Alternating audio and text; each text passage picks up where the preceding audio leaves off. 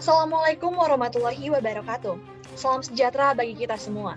Dewan Juri yang terhormat, perkenalkan saya Ridya Oktavia bertindak sebagai moderator bersama kedua rekan saya Andong Guntur Maulana sebagai pembicara pro dan Yanma Aditya Pratama sebagai pembicara kontra. Dalam mosi perdebatan kali ini, kami akan mengupas tuntas konstruksi berpikir kami terkait mosi larangan mantan narapidana korupsi menduduki jabatan publik. Namun sebelumnya, mari kita menilik latar belakang munculnya mosi ini. Power tends to grow up and absolute power grow up absolutely. Kekuasaan cenderung korup dan kekuasaan yang absolut cenderung korup secara absolut. Sebagaimana kita ketahui bersama bahwa korupsi adalah kejahatan luar biasa, sehingga penanganannya tentu harus dengan cara yang ekstra pula. Tingginya angka tindak pidana korupsi yang dilakukan oleh pejabat publik adalah salah satu alasan munculnya mosi perdebatan ini. Banyak sekali upaya membebaskan negeri ini dari tindak pidana korupsi, mulai dari pencegahan hingga penindakan. Namun realitanya, masih banyak kasus tangkap tangan yang dilakukan oleh KPK menjadi indikasi bahwa belum semua komponen tersadar untuk menghindari tindak pidana korupsi. Oleh karena itu, salah satu upaya yang muncul untuk memberantas tindak pidana korupsi adalah larangan mantan narapidana korupsi menduduki jabatan publik. Namun, wacana ini masih menjadi perdebatan hingga saat ini. Pertanyaannya adalah, apakah larangan mantan narapidana korupsi menduduki jabatan publik merupakan solusi yang tepat? Atau sebaliknya? Mari kita simak argumentasi pro dan kontra sesaat lagi. Justisia ruat shalom. Hukum harus ditegakkan meski langit akan runtuh. Assalamualaikum warahmatullahi wabarakatuh. Dewan Juri yang kami hormati, rekan berpikir kami dari tim kontra yang kami banggakan. Adapun mosi perdebatan kita kali ini adalah melarang mantan narapidana korupsi untuk duduk dalam jabatan publik. Kami dari sisi pro mendukung mosi perdebatan secara tegas, lugas dan mantap. Dewan Juri yang kami hormati, bahwasanya berdasarkan hasil survei Transparansi Internasional Indonesia menunjukkan indeks persepsi korupsi Indonesia pada tahun 2020 yang mana Indonesia berada pada peringkat 102 dari 180 negara. Ini mengkonfirmasi dan menegaskan bahwa Indonesia sejatinya berada dalam situasi dan kondisi darurat korupsi. Oleh karena itu, berangkat dari kondisi Indonesia darurat korupsi tersebut, maka sejati dan sepatutnya kita mendukung mosi perdebatan untuk kemudian melarang mantan narapidana korupsi untuk duduk dalam jabatan publik. Apalagi mengingat korupsi merupakan kejahatan luar biasa atau extraordinary crime, maka diperlukan upaya yang luar biasa pula untuk menanggulangi kejahatan tersebut. Adapun dari sisi pro, maksud dari pejabat publik yang dilarang untuk duduk dalam jabatan publik adalah orang-orang yang menduduki posisi atau jabatan tertentu pada badan publik yang dipilih atas legitimasi oleh rakyat melalui pemilihan umum, karena sejatinya ini memiliki konektivitas dengan kedaulatan rakyat yang dihianati. Pun pada prinsipnya, pelanggaran yang kami maksud adalah pelarangan dalam jangka waktu tertentu, bukan pelarangan seumur hidup, sebagaimana status quo hari ini membenarkan hal tersebut, disertai dengan pemaksimalan sebagaimana nantinya akan kami jelaskan dalam mekanisme kami. Dewan Juri yang kami hormati, tidak-tidaknya kenapa kami mendukung mosi perdebatan ini, karena ada dua poin argumentasi yang akan kami bawakan. Pertama, bahwa pelarangan terhadap mantan narapidana korupsi untuk duduk dalam jabatan publik bukanlah suatu bentuk pelanggaran terhadap hak asasi manusia. Mengapa demikian Dewan Juri yang terhormat? Karena sejatinya, konstitusi membenarkan untuk dilakukannya pembatasan terhadap hak asasi manusia. Hal ini dapat kita lihat dalam ketentuan dalam pasal 28J Undang-Undang Dasar NRI 1945 yang membenarkan bahwa pembatasan-pembatasan tertentu terhadap hak asasi manusia sangat dimungkinkan untuk dilakukan. Ini untuk menjamin pengakuan serta penghormatan atas hak kebebasan orang lain. Pun Dewan Juri yang kami hormati, ketentuan hukum di Indonesia sangat membenarkan untuk kemudian melakukan mosi perdebatan ini, di mana bila kita merujuk peraturan hukum hari ini, pelarangan mantan narapidana korupsi untuk duduk dalam jabatan publik sangat diidentikan dengan pencabutan hak politik, karena sejatinya pencabutan hak dapat diberlakukan karena diakomodir dan dibenarkan dalam ketentuan hukum di Indonesia, yaitu pasal 10 KUHP. Pemberlakuan tersebut diberikan atas putusan hakim Dewan Juri yang terhormat. Oleh karena itu, pun kita bisa melihat dalam putusan Mahkamah Konstitusi nomor 4/PUU nomor 7 angka Romawi /2009, di mana mantan narapidana korupsi yang pernah diancam dengan hukuman di atas 5 tahun penjara, mereka diberi masa jeda selama 5 tahun, di mana kami dari sisi pro menafsirkan bahwa dalam putusan MK tersebut melarang mantan narapidana korupsi untuk duduk dalam jabatan publik, tetapi pada akhirnya dalam putusan MK tersebut tetap memberikan ruang kepada mantan narapidana korupsi untuk duduk dalam jabatan publik.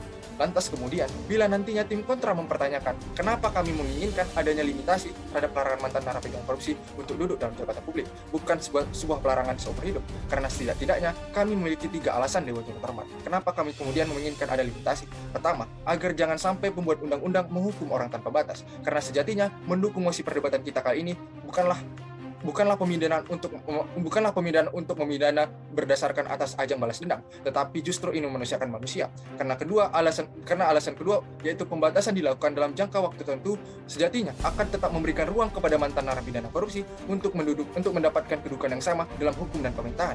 Dan ini justru tidak akan melanggar pasal 27 Undang-Undang NRI 1945, sehingga pada akhirnya hak asasi dari mantan narapidana korupsi tidak dilanggar. Ketiga, adanya fase jeda adalah upaya korektif dan evaluatif atas kejahatan yang dilakukan di masa lalu, sehingga pada akhirnya mantan narapidana korupsi menginsafi kejahatan-kejahatan yang dilakukan di masa lalu dan tidak akan mengulangi di masa yang akan datang. Dan kemudian Dewan Juri yang terhormat, argumentasi kami yang kedua adalah pidana pokok saja tidak cukup membuat efek jerah dan bersalah, sehingga pada akhirnya kami menginginkan dari tim kontra membuktikan keefektifan dari lembaga permasyarakatan, karena pada akhirnya kami dari sisi pro mengatakan bahwa lembaga permasyarakatan tidak merupakan upaya satu-satunya untuk membuat mantan narapidana bertobat, karena kami menginginkan ada upaya lain, yaitu melarang mantan narapidana korupsi untuk kemudian duduk dalam jabatan publik berdasarkan limitasi waktu tertentu. Kenapa kemudian kami menginginkan lembaga permasyarakatan bukan satu-satunya untuk membuat mantan narapidana bertobat? Karena pada fakta empiris banyak terjadi pengulangan kasus korupsi yang dilakukan oleh mantan narapidana korupsi. Misalnya saja Dewan Juri yang kami hormati, ada Muhammad Basuki, Ketua DPRD Jawa Timur, merupakan pelaku residivis korupsi. Kemudian kedua, Abdul Latif, mantan Bupati Hulu Sungai Tengah yang juga merupakan pelaku residivis korupsi. Serta contoh ketiga, Muhammad Tamzil, mantan Bupati Kudus periode 2003 sampai dengan 2008 juga merupakan pelaku residivis korupsi. Oleh karena itu, Dewan Juri yang terhormat, pemidanaan yang dijatuhkan kepada koruptor pun bukanlah pemidanaan yang berat. Sebagaimana ICW yang melansir data dari tahun 2017 mengatakan bahwa rata-rata vonis koruptor yang dijatuhkan hanyalah sekitar 2 tahun 3 bulan penjara saja. Oleh karena itu, pemidanaan yang dijatuhkan bukanlah pemidanaan yang berat. Oleh karena itu, kami dari sisi pro menginginkan ada upaya lain, yaitu melarang mantan narapidana korupsi untuk duduk dalam jabatan publik. Dewan Juri yang kami hormati, sejatinya solusi yang kami tawarkan adalah dua hal. Pertama, memaksimalkan pencabutan hak politik oleh putusan hakim. Kemudian kedua, meminta agar kiranya segala peraturan pemilu merujuk kembali pada putusan MK nomor 4/PUU/2009 dengan adanya pemberlakuan fase jeda sebagaimana sudah disampaikan. Hingga pada akhirnya, Dewan Juri yang kami hormati, memilih bukanlah memilih yang terbaik, tapi mencegah yang buruk menduduki jabatan publik. King dalam taking rights seriously only from non-authoritarian reason, artinya 1000 dendam masyarakat tidak dapat melegitimasi bagi negara untuk melarang narapidana korupsi menaiki jabatan publik. Dewan Juri yang terhormat, sebelum mengelaborasi argumentasi kami, izinkanlah kami membidas beberapa argumentasi yang telah disampaikan oleh tim pro. Yang pertama, tim pro mengatakan perlu adanya larangan mantan narapidana tindak pidana korupsi menduduki jabatan publik. Kita perlu mengetahui bahwasannya hak politik tidak dapat dibatasi bahkan dilarang, mengingat bahwasannya seluruh individu memiliki kedudukan yang sama di mata hukum. Dan hal ini sesuai dengan pasal 28D ayat 3 Undang-Undang Dasar, setiap warga negara berhak memperoleh kesempatan yang sama dalam pemerintahan. Dan yang kedua, tim pro khawatir akan berulangnya kembali para narapidana untuk berbuat kesalahan. Pada dasarnya, kita tidak dapat menjustifikasi bahwasannya mereka akan melakukan kesalahan kembali, karena bisa saja mereka menjadi lebih baik. Hal ini dibuktikan sesuai dengan laporan Kemenkumham Kawil Jawa Barat yang mana diperoleh data bahwasannya 80% dari narapidana korupsi mengalami perbaikan, sehingga argumentasi pro tidak dapat dibenarkan pada perdebatan kita pada kali ini. Dan masuk pada argumentasi kami memiliki dua argumentasi utama pada mosi kita pada kali ini. Yang pertama, larangan terhadap narapidana untuk menduduki jabatan publik dapat mencederai hak asasi manusia. Pada dasarnya, hak untuk menduduki jabatan publik sangat identik dengan hak politik, dan hak politik merupakan hak dasar, yang mana masyarakatlah yang dapat melegitimasi mengenai hak politik itu sendiri, dan siapapun tidak dapat mencabut ataupun memberhentikan hak politik itu sendiri. Dewan Juri yang terhormat, yang mana hal ini juga telah terjamin di dalam International Covenant on Civil and Political Rights, tepatnya pada pasal 25 ICCPR yang menjamin akan adanya hak politik yang mana tidak dapat ditunda dan dicabut. Dan hal ini juga selaras dengan hukum positif yang ada di Indonesia, yakni pada pasal 27 ayat 1 Undang-Undang Dasar, segala warga negara bersamaan kedudukannya di dalam hukum dan pemerintahan tanpa adanya pengecualian. Dan pada pasal 28C ayat 2 Undang-Undang Dasar, dan juga pada pasal 4 Undang-Undang nomor 39 tahun 1999. Hal ini memperlihatkan kepada kita bahwasannya ketidakmungkinan tim pro untuk membuktikan bahwasannya larangan terhadap narapidana untuk menaiki jabatan publik tanpa melanggar hak asasi manusia, sehingga kami menginginkan adanya kesetaraan bagi bagi rakyat tanpa adanya larangan untuk menaiki jabatan publik. Argumentasi kami yang kedua, tidak selaras dengan tujuan hukum pidana. Pada dasarnya, tujuan hukum pidana adalah untuk merubah para narapidana menjadi lebih baik dan tidak melakukan tindak pidana tersebut lagi.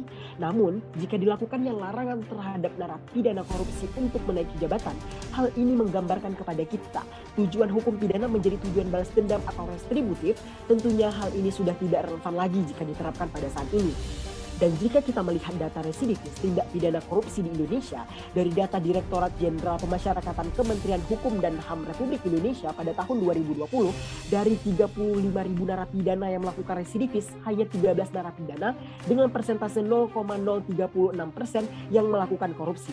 Hal ini membuktikan solusi larangan terhadap narapidana menaiki jabatan publik terlalu berlebihan sehingga perlu melanggar hak asasi manusia, dan ini bertentangan dengan putusan Mahkamah Konstitusi nomor 017/PUU tahun 2003 yang mana seharusnya kita memperkuat sistem pemasyarakatan yang ada guna untuk memperbaiki narapidana korupsi itu sendiri dan tanpa melanggar hak asasi manusia. Menjawab segala permasalahan yang ada, kami memiliki dua solusi Dewan Juri yang terhormat. Yang pertama, mengumumkan secara terbuka narapidana yang menaiki jabatan publik serta memberikan sedikit keterangan pada kertas pemilihan umum agar masyarakat mengetahui bahwasannya narapidana tersebut telah melakukan korupsi. Dan yang kedua, memperkuat keadaan lapas seperti tidak adanya spesialisasi ataupun perbedaan antara narapidana dan memperkuat sistem pemasyarakatan dengan melalui 4 tahapan. Pada tahapan pertama, dilakukannya orientasi dasar bagi narapidana yang mana bertujuan untuk mengenalkan secara umum mengenai kehidupan lapas. Dan pada tahap kedua, dilakukannya adaptasi yang lebih intens mengenai lapas dan dilakukannya pembinaan nilai-nilai agama serta pendidikan cinta tanah air terhadap narapidana yang mana bertujuan agar narapidana sadar atas kelakuannya. Dan pada tahap ketiga, dilakukannya asimilasi narapidana dengan masyarakat yang bertujuan agar narapidana berbaur dan berkontribusi dengan masyarakat. Dan pada tahap keempat, dilakukannya evaluasi kematangan narapidana sehingga saat pelepasan narapidana memiliki sikap yang baik. Lantas dampak diterapkannya solusi yang telah kami sampaikan Dewan Juri yang terhormat. Yang pertama, mengubah kepribadian yang lebih baik bagi narapidana, sedangkan dari sisi pro, mereka melakukan pendekatan represif tanpa menyelesaikan permasalahan yang ada pada status quo. Yang kedua, memiliki standar jaminan keberhasilan akan penanaman nilai-nilai bagi narapidana, sedangkan pro tidak memiliki jaminan standar jaminan yang dapat dievaluasi. Dan yang ketiga, tidak melanggar hak asasi manusia, sedangkan tim pro melanggar hak asasi manusia. Dewan Juri yang terhormat, izinkanlah kami membawakan sebuah kasus yang membuktikan bahwa narapidana tidak dapat dijustifikasi selalu jahat. Profesor Habib Rizal merupakan Bupati Natuna, di mana melakukan korupsi pada masa jabatannya pada tahun 2001 hingga 2006. Pada tahun 2016, ia diangkat kembali menjadi Bupati Natuna hingga tahun 2021 saat ini. Namun, tidak terlihat adanya indikasi melakukan tindak pidana korupsi lagi. Hal ini memperlihatkan kepada kita bahwasannya kita tidak dapat menjustifikasi orang jahat akan selalu berbuat jahat, Dewan Juri yang terhormat. Dan jika kita melakukan komparasi negara seperti Amerika, Australia, dan Finlandia, di mana negara tersebut menerapkan seperti argumentasi yang telah kami sampaikan, sehingga kami menolak secara penuh mosi kita pada kali ini. Dewan Juri yang terhormat, tibalah kita di penghujung perdebatan. Pihak pro dan kontra telah membangun konstruksi berpikir dengan sangat baik. Oleh karena itu, mari kita telaah jalannya perdebatan tersebut. Persamaan dari kedua belah pihak, baik pro maupun kontra adalah kedua pihak menginginkan adanya efek jera yang ditimbulkan agar tidak terjadinya residivis utamanya dalam kasus tindak pidana korupsi. Namun perbedaannya, tim pro berpendapat bahwa hukuman yang diberikan kepada narapidana korupsi kerap kali terlalu ringan sehingga tidak efektif untuk memberikan efek jera.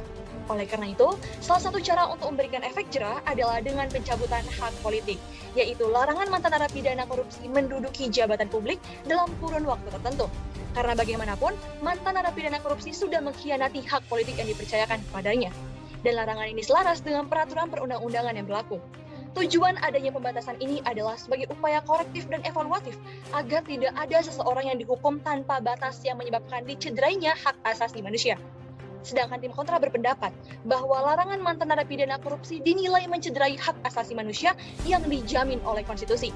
Terlalu berlebihan dan sama sekali tidak selaras dengan tujuan hukum pidana yang pada dasarnya adalah memperbaiki orang-orang yang sudah melakukan kejahatan agar tidak mengulangi perbuatannya. Di sisi lain, mantan narapidana korupsi sudah menjalankan hukumannya untuk menebus kesalahan.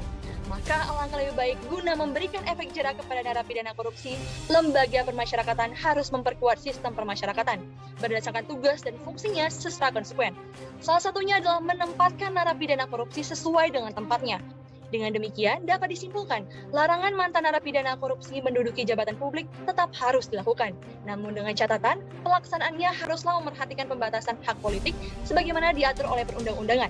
Di sisi lain, untuk meningkatkan efek jera bagi narapidana korupsi, maka lembaga permasyarakatan harus memperkuat sistem permasyarakatan demi terciptanya efek jera bagi mantan narapidana korupsi. Sekian dari kami. Wassalamualaikum warahmatullahi wabarakatuh.